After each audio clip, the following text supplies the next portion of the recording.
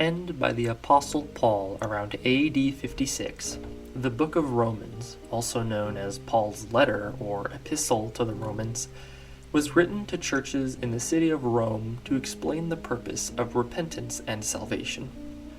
Even in this book, packed with theology and lore, Romans chapter 3 verse 23 stands out, and is one of the most important verses in arguably the most important book of the Bible.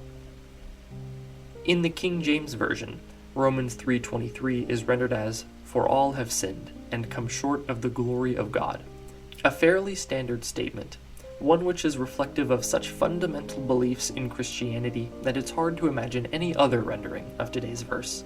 Alas, we know how these things go by now. In the Vulgate is written, "Omnes enim peccaverunt, et egent gloriam Dei." The first half of the verse, "Omnes enim peccaverunt," is almost identical word for word.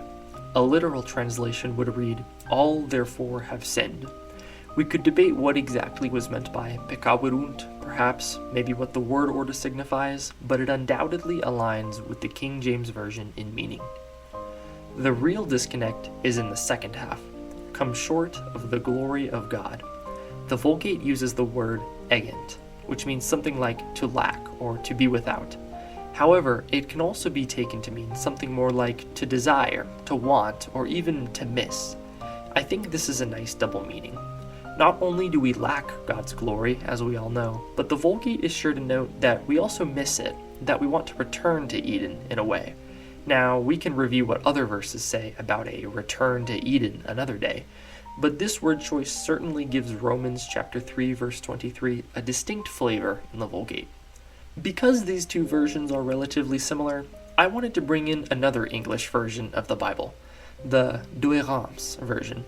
Now, if you're like me, that name is hard to pronounce, so we'll just be calling it the Douay-Rheims. This Bible version was translated from the Vulgate into English in France around the year 1600. This sets it apart from the King James Version, which was translated in England right around the same time, but instead from the Septuagint and other biblical sources written in ancient Greek. The Douay-Rheims reads, "For all have sinned and do need the glory of God." I never came across the word "to need" as a translation for the word egent, though I'd like to hear what you all think, and if the exactness of the wording matters too much.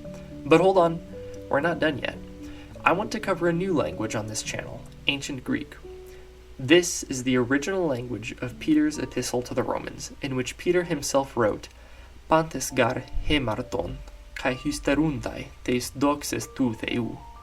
Feel free to criticize my ancient Greek in the comments. I don't have many people to talk to. But before we translate this into English, there are three words that catch my eye: hemarton, hysteruntai, and doxes. The first word, hemarton, is an inflected form of the word hamartano, which literally means something like to fail or to go wrong, and is typically used to refer to sin in ancient Greek.